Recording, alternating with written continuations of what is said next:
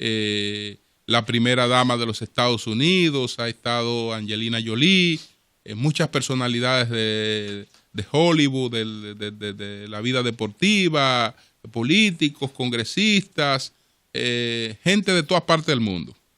Entonces, esto se activó mucho más en mayo, aunque el secuestro se produjo en el mes de abril, tal y como lo había destacado aquí José La Luz. Entonces, a esta situación de incertidumbre de una sociedad que siente el mayor nivel de inseguridad cuando se produce una cosa como esta, se han sumado otros hechos. En el día de ayer se están contando en Nigeria 130 muertos. 118 son producto de 2 atentados terroristas en un mercado público, en Abuya. Primero un atentado y entonces cuando llegan los bomberos, los paramédicos y todo el personal que llega a auxiliar a los heridos en el primer atentado, se produce un segundo atentado y el segundo atentado tiene entre sus víctimas precisamente a la gente que fue a socorrer a los primeros heridos. Una cosa que realmente el mundo no puede ver con indiferencia. 130 muertos. Esto sumado al acontecimiento del secuestro de esas niñas. Entonces, los 118 en estos doble atentados, y en una población asesinaron a 17 personas más. Aunque ni del atentado ni de los asesinatos de ayer el grupo Boko Haram se ha declarado como el culpable, es decir, él todavía no ha emitido un comunicado, como ocurre que los grupos terroristas suelen reivindicar estas acciones. Todavía oficialmente Boko Haram no ha reivindicado ni los 2 atentados ni el asunto de los heridos, aunque sí lo hizo con relación al caso de las niñas, y ha estado reclamando pues devolver las niñas a cambio de la puesta en libertad de unos prisioneros que corresponden a este grupo. Este es un grupo terrorista que hunde, digamos, sus creencias, su filosofía en el que fue el ideólogo de todas estas cosas, el llamado viejo del mar, Hassan ibn Saban, que fue el inspirador de Osama Bin Laden. Entonces, este grupo es opuesto a la educación occidental. Justamente la composición del nombre Boko Haram lo que quiere decir es educación occidental prohibida, o prohibir la educación occidental. Y todas estas acciones de terror son con ese objetivo.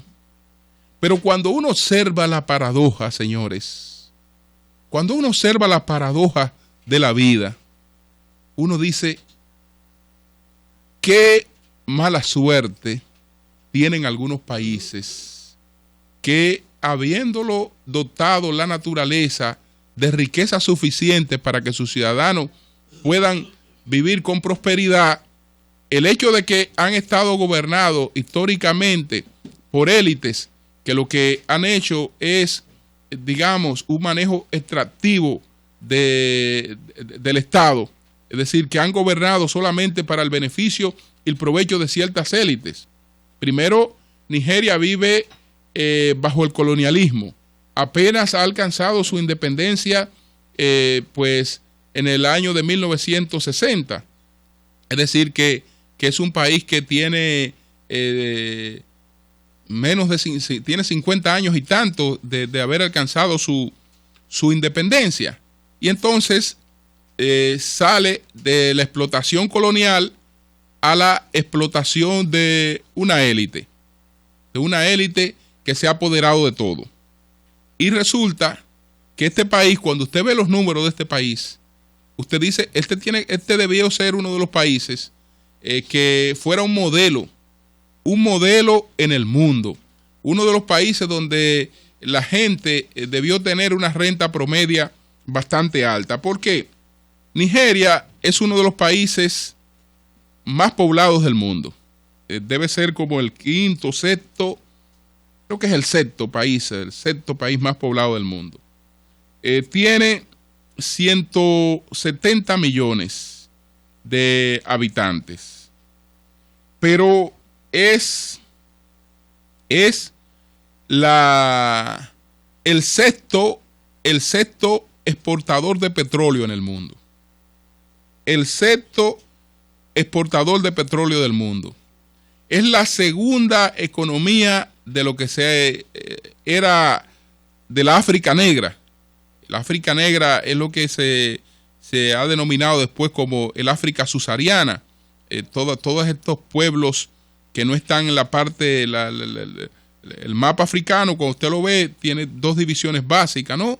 Los países de África del Norte, que son estos países que tienen, digamos, colindancia, que besan, que están en la ribera del Mediterráneo, y los países que están al sur del Sahara, que son la mayoría, unos 47 países. Eso fue lo que se denominaba el África Negra, que es el África subsahariana. Nigeria es la segunda economía del África subsahariana. Justamente en el África subsahariana están los países más pobres del mundo. Yo decía hace un tiempo que el único de los países más pobres del mundo que no está en el África subsahariana es Haití, de los pocos países. Hay 2 o 3 casos de países que están entre los más pobres del mundo que no están en el África subsahariana. Pero después, si hay 30 países que son los más pobres del mundo, 27 están en el África subsahariana, y hay 3 casos aislados, entre lo que Haití es uno de esos casos. Pero algunos de ellos, como es el caso de Nigeria, muy pobres para la mayoría de la gente. En Nigeria, la 2/3 parte de la población está por debajo de los niveles de pobreza. Es decir, no es que son pobres, es que padecen pobreza extrema. Pobreza extrema. Hay 3 países petroleros, los tres, que tienen un récord nada envidiable. Son los que más incidencia tienen de polio. Y entre esos países está Nigeria, acompañado de Pakistán, acompañado de Afganistán. En Nigeria se está hablando de 32 millones de casos de polio. Fíjense cuál es toda esta situación de miseria. Bueno, uno de los componentes de este recrudecimiento de la campaña de Boko Haram es que Boko Haram ha estado atacando a uno de sus blancos. Han sido los vacunadores. Las personas que están en una jornada nacional antipolio han sido objeto de ataque por parte de este grupo. Y 5 países vecinos, hace poco el presidente francés encabezó una reunión, invitó a 5 gobernantes de los países de África subsahariana, vecinos a Nigeria, y declararon la guerra a Boko Haram. Pero declarar la guerra a un enemigo oculto es una cosa pues que uno sabe cuándo acaba, porque no es un ejército que está visible, es un enemigo oculto que ataca donde menos se les espera, cuando planifica sus acciones, y que en el fondo lo que está tratando es de buscar una supuesta negociación que impida la influencia de la educación occidental en su país. Este es un grupo radical islamista, y estas noticias tan draconianas, tan terribles que estamos recibiendo, pues provienen de su accionar. Esta sería la expresión de Al Qaeda en África subsahariana y en el noroeste africano. Son las 7:14 minutos. El sol de la mañana, el sol de la mañana. Son 106.5.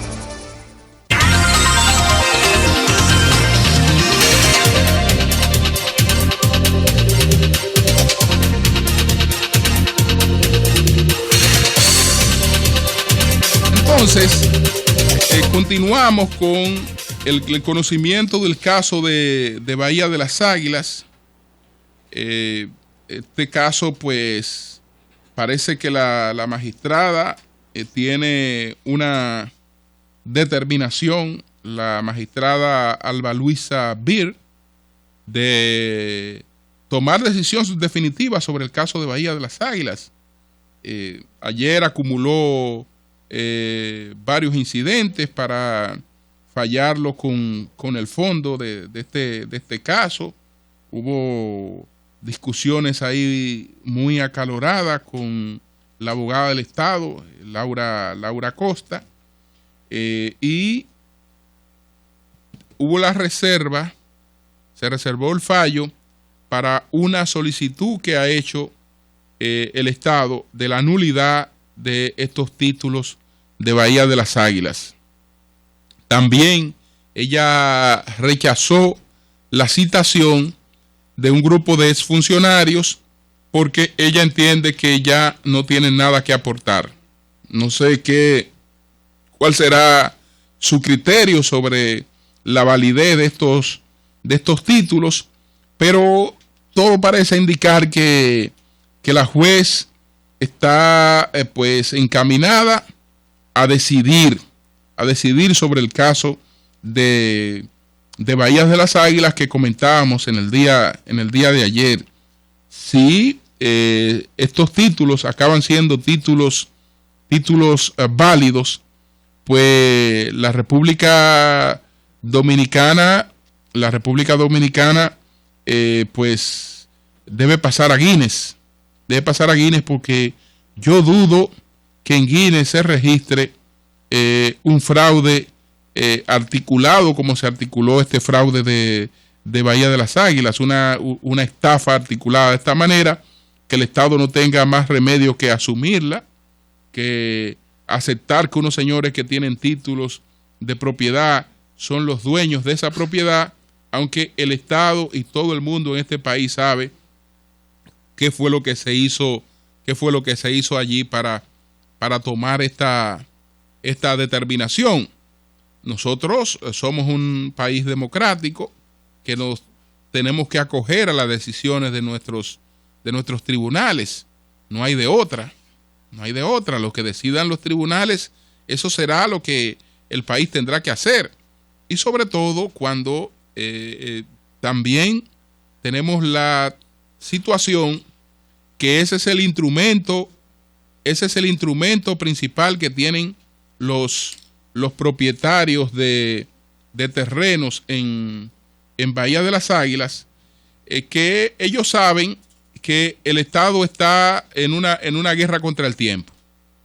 Es decir, ellos saben que vencerán por razones de tiempo, porque si el Estado ahora alcanzara una ganancia de causas, ellos mantendrían el conflicto, la litis, y en definitiva, entre un Estado que está interesado en resolver ese problema y de crear riqueza de alguna manera, etcétera, etcétera, y entonces esa es su ventaja. Pero yo quiero hacer una pausa porque hay un tema muy importante, señores, muy importante que yo quiero tratar en los minutos que tenemos pendientes de este comentario con el doctor Jesús Félix Iglesias. ¿Qué pasa? Que la Asamblea Mundial de la Salud, ya tenemos en la línea al doctor Jesús Félix Iglesias, la Asamblea Mundial de la Salud ha advertido sobre 4 nuevos virus que circulan en el mundo. y yo no quiero que nosotros, entretenidos con las acciones caóticas de Juan Uvieres, etcétera, cosas como esta, el país le deje de prestar atención. Vamos a prestarle atención a Juan Uvieres, a su caos y a eso, pero también a todos los temas importantes, porque, repito, el caos no debe imponer la agenda del país. Entonces, señores, tenemos en la línea telefónica al destacado epidemiólogo, el doctor Félix Iglesias, Jesús Félix Iglesias, para que nos hable de esta declaración que ha hecho la Organización Mundial de la Salud y qué expectativa tiene él sobre lo que puede ocurrir con un país como la República Dominicana. Buenos días, doctor. Buenos días, ¿cómo están? ¿Cómo están todos ustedes? Pues muy bien, doctor. Entonces, bueno, la Organización Mundial de la Salud ha hablado del síndrome respiratorio de Oriente Medio, el coronavirus, pero ha hablado de dos tipos de influencia, y aviar y del ébola. Háblenos un poco de esto, doctor. Mira, yo te voy a hablar de otras cosas, además de esa. ¿Cómo no? Mira, la Organización Mundial de la Salud tiene un plan conjuntamente con la Organización Global de Vacunación e Inmunizaciones y varias fundaciones, donde han captado más de 2.000 billones, con B, billones de dólares para eliminar el virus salvaje de la poliomielitis en el mundo. Y este año emitió una alerta porque hay 10 países que tienen todavía el virus salvaje y hay 3 de ellos que están exportando el virus: Pakistán a Afganistán, Siria a Irak y otro país de África a Guinea Ecuatorial. Entonces, le ha advertido para que todos los viajeros que vayan a esos países estén debidamente inmunizados y todos aquellos que salgan de esos países, los adultos, también se vacunen. Ese por un lado, que ya se han tomado esas medidas porque se quiere eliminar el virus del polio para el 2018. Y se está haciendo una labor encomiable. Hay 2 virus más, que es el virus del sarampión y el de la rubeola, que América, el continente americano, está libre de ellos, afortunadamente. Nosotros como continente somos, vamos a la vanguardia en cuanto a prevención a través de las vacunas. Sin embargo, va a celebrarse la Copa Mundial de Fútbol en Brasil, donde se van a reunir una gran cantidad de personas del mundo entero, personas que todavía no tienen controlado esos 2 virus. Entonces, una de las recomendaciones es que a las delegaciones deportivas, a las delegaciones de periodistas y todas aquellas personas que vayan a viajar a Brasil se deben de vacunar contra el sarampión y la rubeola a partir de los 6 meses de edad, no importando la edad adulta. Es decir, todos los atletas dominicanos, por ejemplo, y las personas que van a esta actividad deben vacunarse. Deben vacunarse contra la rubeola y el sarampión. Y se les recomienda a las agencias de viaje y a todo el que tiene que ver con turismo que le adviertan a todos los viajeros que van a ir a Brasil a la Copa del Mundo a la vacunación. Esos son 2 virus más. Otro virus es el coronavirus, que se detectó en los países árabes en mayo del año pasado, que tiene una alta mortalidad, no hay vacuna y no hay tratamiento. Y ese virus penetró a los Estados Unidos. Obviamente en Estados Unidos los sistemas sanitarios son excelentes y están haciendo todos los esfuerzos por contener el coronavirus, pero hay una alerta a toda la población, a todos los sistemas de salud de Estados Unidos, y nosotros nos enteramos y tenemos que también tener esa alerta.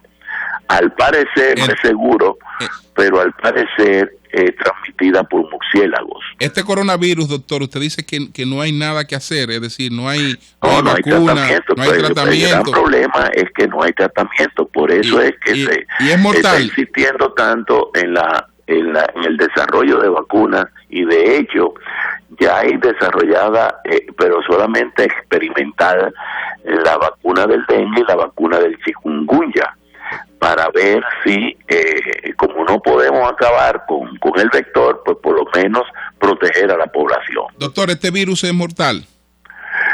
Mortal, se dice que puede tener una mortalidad de hasta un 70%. Bueno, en Estados Unidos ya entonces ha entrado este virus. Ese coronavirus. El coronavirus. Y las dos influencias de que habla la Organización Mundial de la Salud. Estamos hablando de la H5N1 y de la H7N9. Sí, la H7N9 entró en China hace ya año y medio, pero afortunadamente no ha sido, no se ha expandido tan rápido, y se ha detectado que está en aves silvestres y en aves de corral. En China se ha hecho una labor extraordinaria eliminando la venta de animales vivos en los mercados. Y tú sabes que combatir una cultura milenaria no es fácil. Sin embargo, como los chinos son tantos, hay tantos miles de millones de chinos, pues el gobierno ha tomado actitudes drásticas en ese sentido, y afortunadamente no son tantos los casos. ¿Y cuál sería la diferencia, por ejemplo, para el caso de los chinos, de un pato vivo a un pato muerto? Depende, porque el matado, pato vivo, ¿no? Si está en un corral y está a la venta en un mercado, puede estar transmitiendo el virus, pero ya una vez muerto, sí, pues no se va a mover, no va a estar en contacto con otros animales, y se consume y se acabó. Y al consumirse no tiene problema. No tiene problema. Ok. Entonces, y el H5N1. El H5, mira, los virus H5N1 generalmente afectan a las aves y a las aves, y son muy raros que afecten al humano. Son raros. Pero pueden haber mutaciones que sí lo hagan también patógeno, o sea, que enfermen al humano. Ahí hay que tomar controles, y no solamente nos preocupamos por los humanos, sino estos virus en aves de corral causan pérdidas económicas importantísimas a los países y a los productores. Por lo tanto, las sanidades determinadas tienen que tener control sobre estos animales. La cuarta enfermedad sobre la que ha advertido la Organización Mundial de la Salud es sobre el ébola. Sí, bueno, sí, y aparecen casos, y lo que hay que hacer es que la vigilancia epidemiológica tiene que ser reforzada en todos los países. Afortunadamente, a través del Reglamento Sanitario Internacional, los países deben de reportar inmediatamente cualquier enfermedad que aparezca en un país que no se esperaba que apareciera, para advertirle a los demás países que tienen que tomar las precauciones necesarias. Recuérdate que estamos viviendo un mundo globalizado donde más de 2 millones de personas cruzan la frontera de un lado para otro constantemente, y debo de decirte que el peso que tenga una persona, por ejemplo, si tú pesas 150 libras, por lo menos 4 libras son de microorganismos que lo tienes en la piel, en la mucosa, en los intestinos, y cuando tú viajas de un lado a otro, esos microorganismos también viajan contigo. Y ahora mismo podemos desayunar en un continente, almorzar en otro y cenar en otro. Sí. Y esa globalización, esa facilidad de transporte, no solamente para las personas, sino para el comercio, que con esa facilidad de movilización es lo que ha hecho que se han globalizado las enfermedades infecciosas. Doctor, finalmente sobre la chikungunya, ¿qué hacer? ¿Nos ha derrotado la chikungunya? Sí, no va a derrotar porque el mosquito está con nosotros. La medida más importante es la que están haciendo, que es eliminar los criaderos. Yo decía en una ocasión que, recordando la eliminación del poliovirus salvaje, en una ocasión en nuestro país se declaraban los sábados feriados cuando eran para vacunación. Yo creo que si sigue el número de casos subiendo como en efecto, se debería declarar 1 o 2 sábados feriados y que haya una movilización general de los estudiantes de las Fuerzas Armadas, de los estudiantes de las universidades, de las Fuerzas Armadas, de los ayuntamientos, coordinado con el Ministerio de Salud Pública, para eliminar los criaderos de los barrios, de los hospitales, de las escuelas, de los puertos y aeropuertos de la zona turística, porque efectivamente cuando todas estas noticias salen y cuando los turistas que llegan aquí van a sus países y están afectados de chikungunya, pues siempre hay una alerta y eso puede disminuir la fuente principal de entrada de dólares a nuestro país. Por lo tanto, debe de haber ese esfuerzo coordinado, que la población vea que verdaderamente se quieren eliminar los criaderos y la población tiene que participar activamente en la eliminación de sus criaderos, porque el mosquito vive dentro de cada hogar nuestro o alrededor en los patios. Entonces tenemos que eliminar todos los cacharros al aire libre, tenemos que eliminar todo aquello que pueda tener agua estancada con gusarapos para eliminar la población de mosquitos y así detener esta gran epidemia que vamos a tener, bueno, que estamos teniendo. Muchas gracias, doctor, por su colaboración. Pronto esperamos tenerlo por aquí en vivo en El Sol de la Mañana. Muchas gracias a ustedes por darme la oportunidad de poder conversar con ustedes. Gracias. Bueno, señores, como ustedes ven, hay muchos temas importantes de lo que uno tiene que ocuparse, preocuparse, estar prevenido. El país alerta, la opinión pública muy alerta, porque esa es una garantía de que el país y las autoridades se mantengan alerta. Y además, todas las prevenciones del lugar. Nosotros recibimos muchos turistas, pero también una parte de los dominicanos viajan mucho y estamos expuestos a todas estas cosas y debemos andar entonces debidamente prevenidos. Son las 7:32. Cambio y fuera, Mauri.